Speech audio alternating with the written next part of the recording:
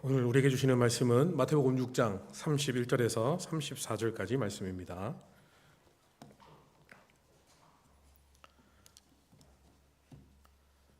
우리 마태복음 6장 31절에서 34절까지 말씀 우리 한 목소리로 같이 읽도록 하겠습니다. 그러므로 염려하여 이르기를 무엇을 먹을까 무엇을 마실까 무엇을 입을까 하지 말라. 이는 다 이방인들이 구하는 것이라. 너희 하늘 아버지께서 이 모든 것이 너희에게 있어야 할 줄 아시느니라. 그런즉 너희는 먼저 그의 나라와 그의 의를 구하라. 그리하면 이 모든 것을 너희에게 더하시리라.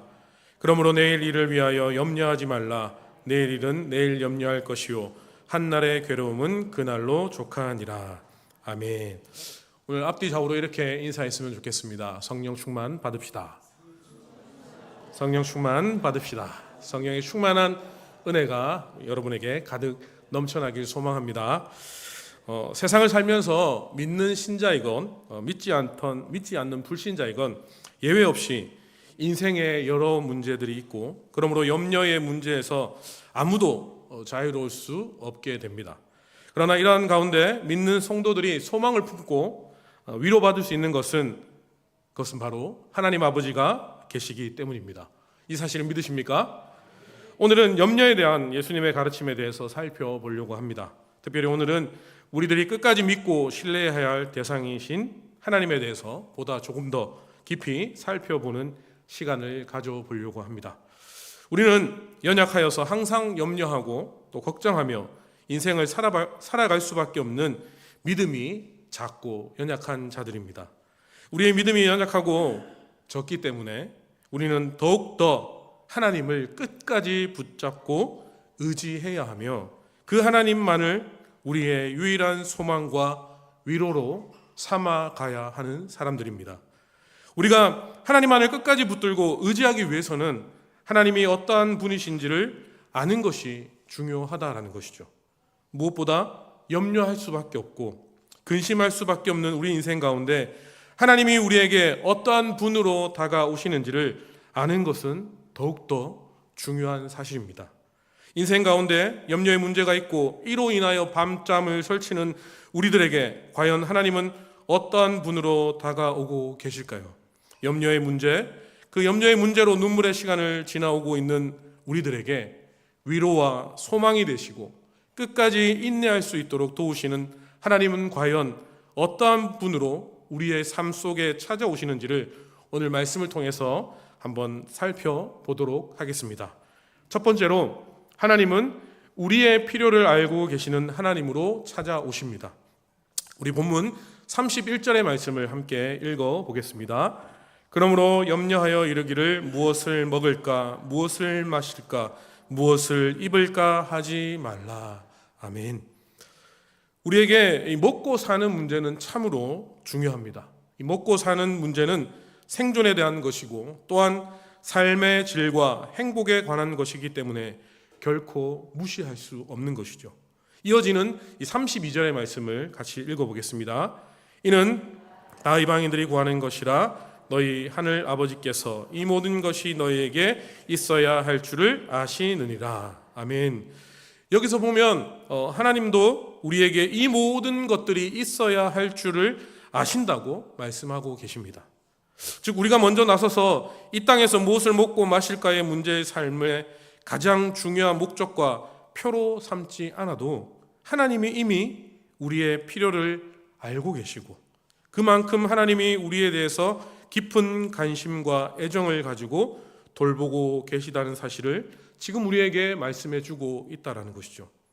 우리를 향하여서 하나님이 깊은 관심과 애정을 가지신다라는 것은 우리의 필요를 알고 계시다는 차원에서 끝나는 것이 아니라 그 필요에 대해서 책임져 주신다는 의미도 포함되어 있는 것입니다. 왜냐하면 우리의 필요를 알고 계시는 하나님은 단순히 전지전능하신 신으로서만 우리에게 다가오시는 것이 아니라 아버지로서 다가오시기 때문입니다. 육신의 아버지도 자녀가 무엇이 꼭 있어야 한다는 사실을 알면 그 필요를 채워주려고 하지 않습니까? 우리 마태복음 7장 11절 말씀을 같이 한번 읽어보겠습니다.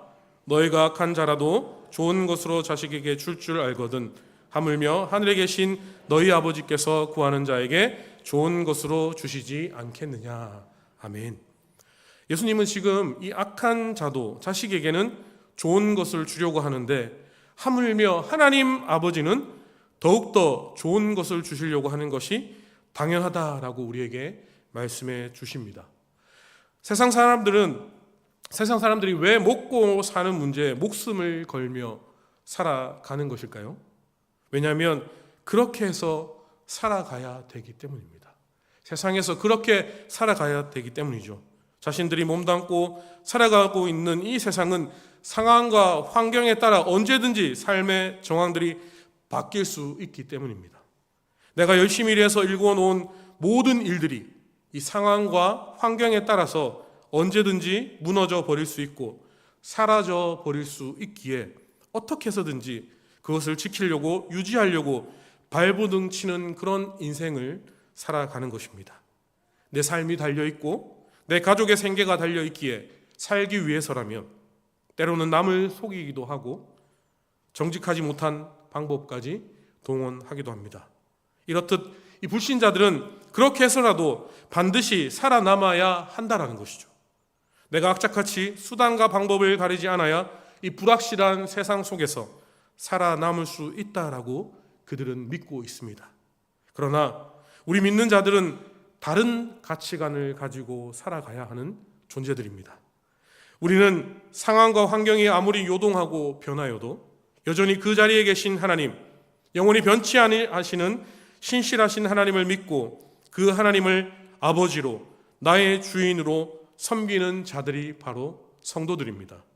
그렇기 때문에 우리는 수단과 방법을 가리며 살아가야 하는 존재들인 것이죠. 왜냐하면 하나님이 우리를 지으시고 창조하시고 우리의 주인 되어주신 그 하나님이 우리의 인생을 책임져 주고 계시다는 사실을 믿고 신뢰하기 때문입니다.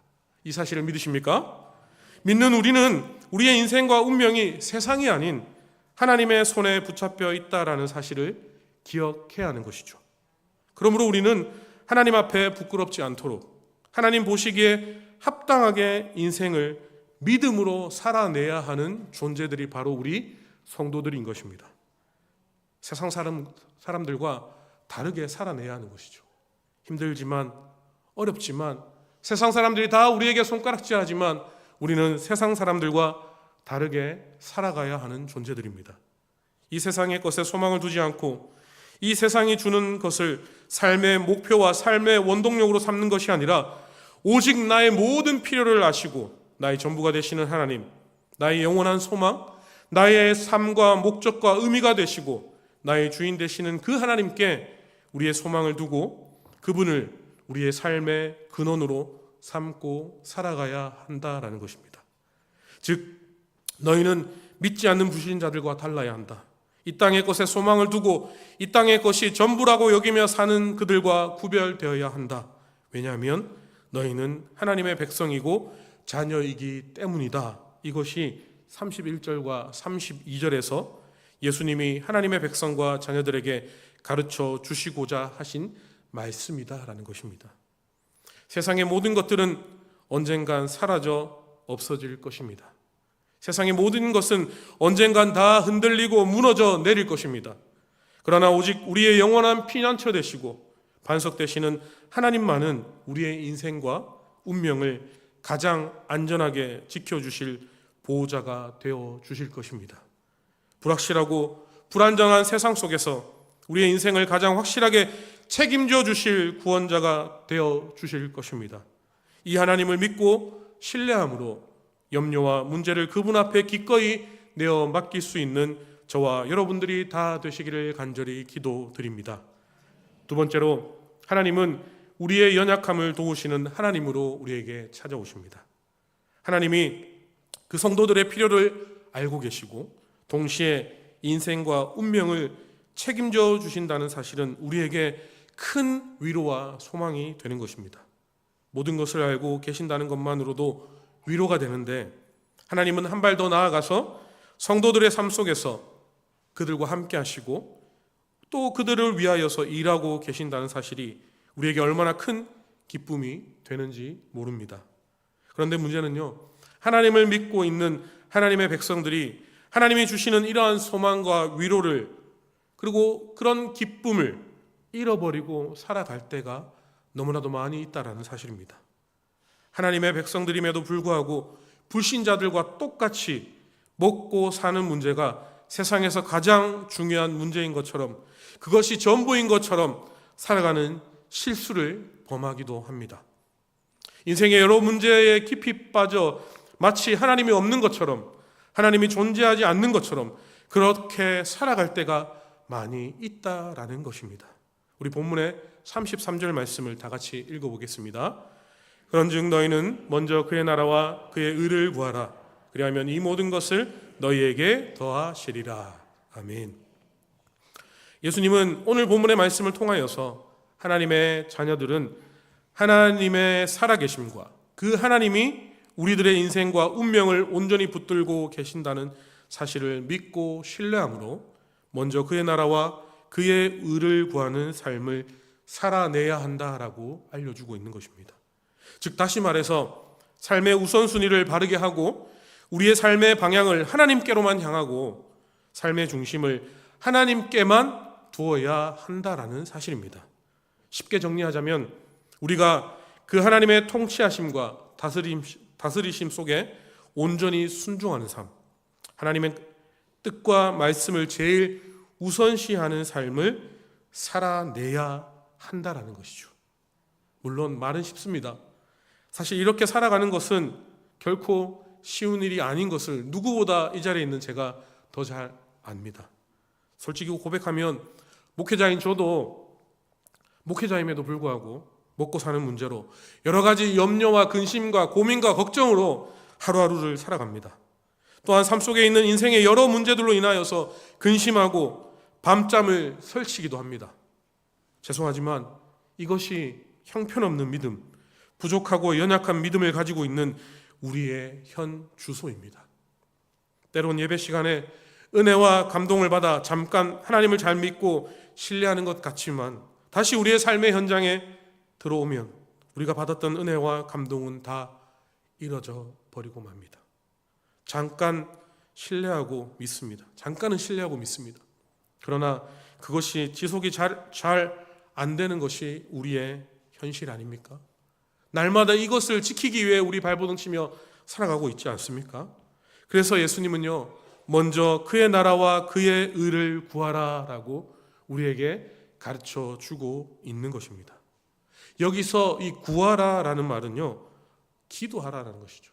하나님께 기도하라. 즉 우리의 믿음이 적다라는 사실을 인정하고 하나님께 기도하여서 도움을 요청하라라는 것입니다. 우리가 하나님의 말씀과 뜻에 순종할 수 있는 믿음, 하나님의 통치하심과 다스림심 속에서 온전히 우리 자신을 내어 맡길 수 있는 믿음을 달라고 기도하고 간구하라라고 하나님께서 우리에게 말씀해 주고 있는 것이죠.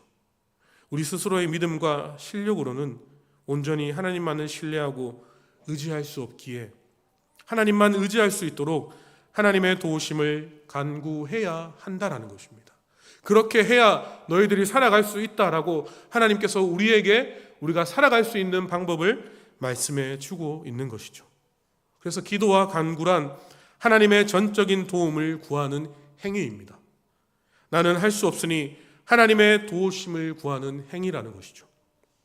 나는 내 염려와 근심의 문제를 해결할 능력도 없고 극복할 힘도 없으니 하나님께서 적극적으로 간섭하시고 개입하셔서 도와달라고 요청하는 것입니다. 여러분, 우리가 염려하다 보면 염려하는 그 문제에 몰두하여 거기에 모든 시선과 정신을 고정시키게 됩니다.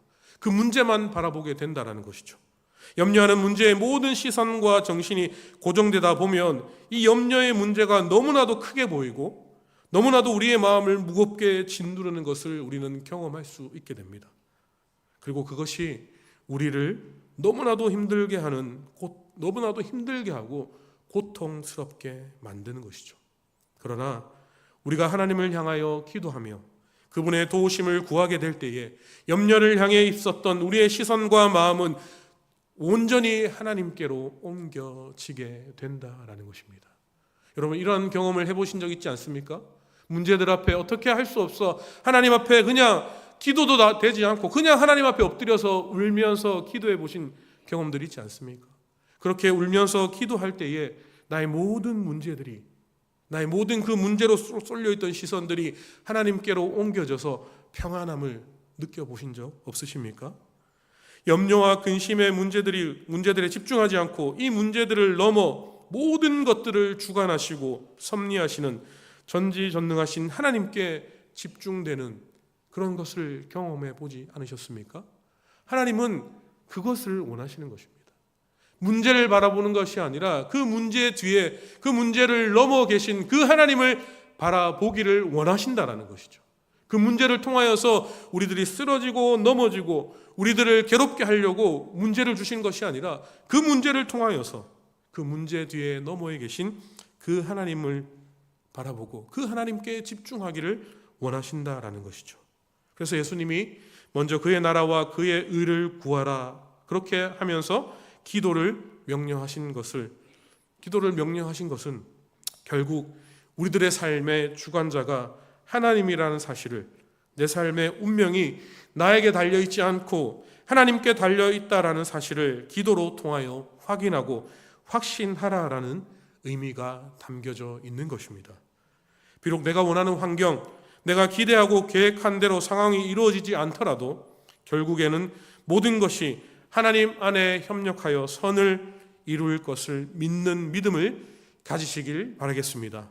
하나님이 우리에게 원하시는 모습이 바로 이런 믿음의 모습이 아닐까 생각되어집니다. 내가 내 힘과 능력과 지혜를 의지하지 않는다. 내 삶의 주인은 내가 아니라 하나님이시다. 내 운명이, 내 인생이 하나님 손에 붙들려 있다라는 이 사실을 인정하고 고백하는 것이 바로 성도의 기도인 것입니다.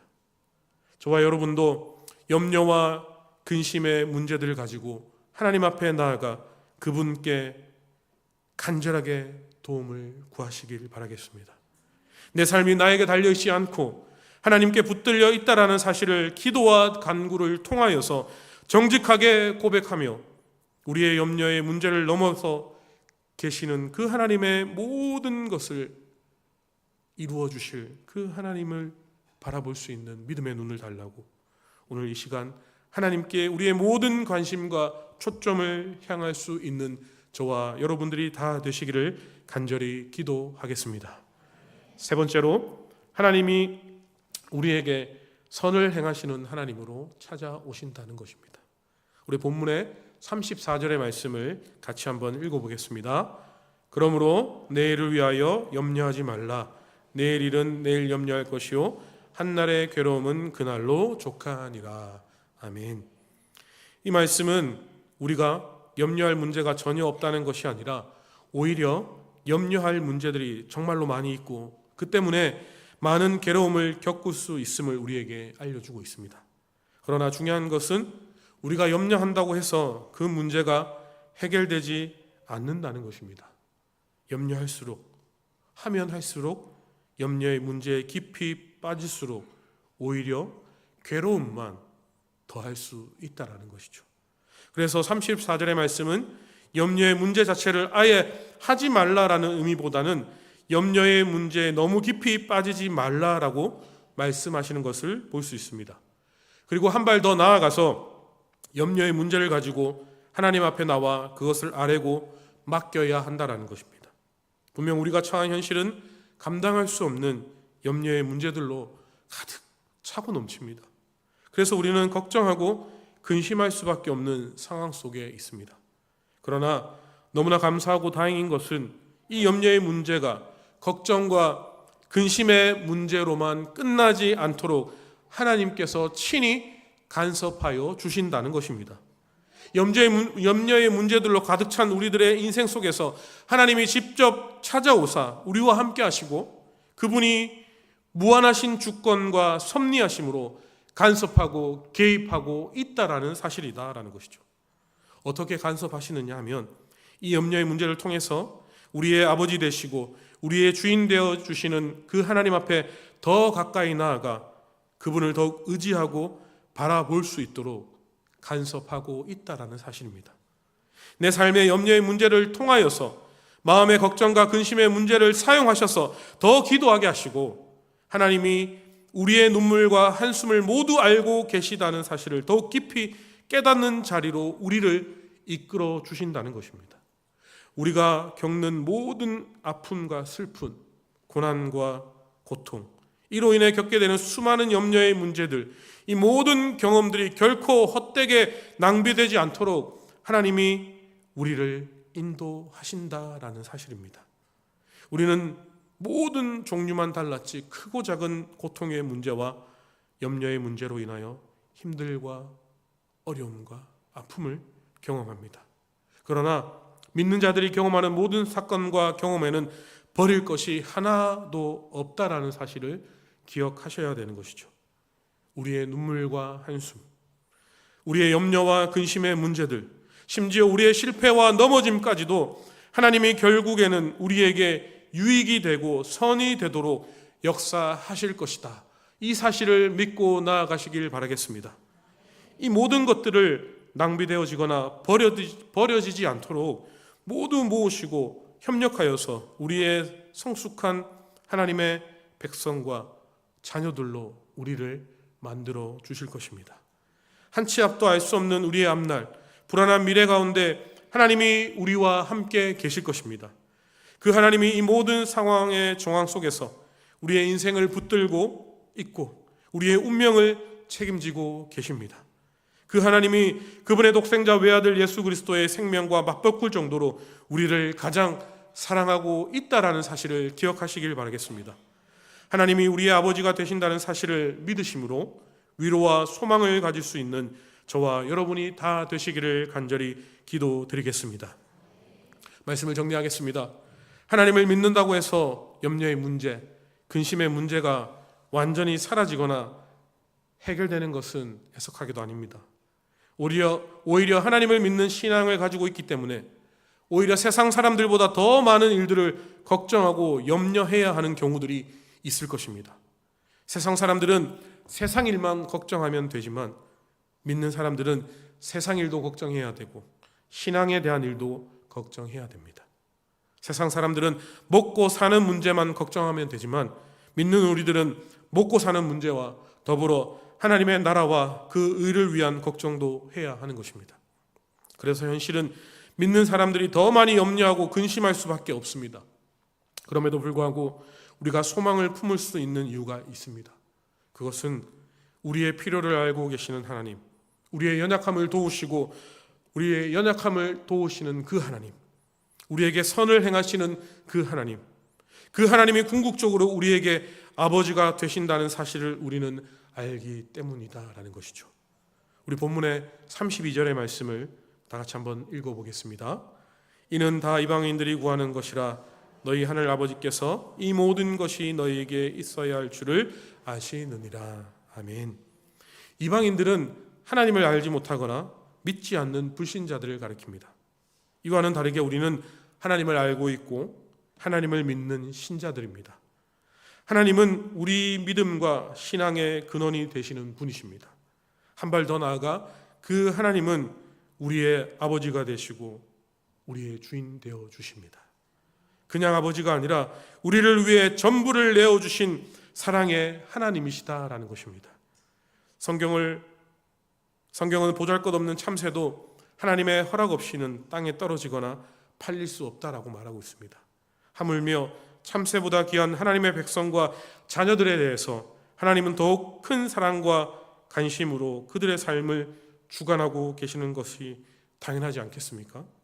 우리는 종종 이러한 의문과 질문을 던질 때가 있습니다. 왜 하나님이 우리에게 고난과 환난, 인생의 문제와 염려를 막지 않고 허락하실까?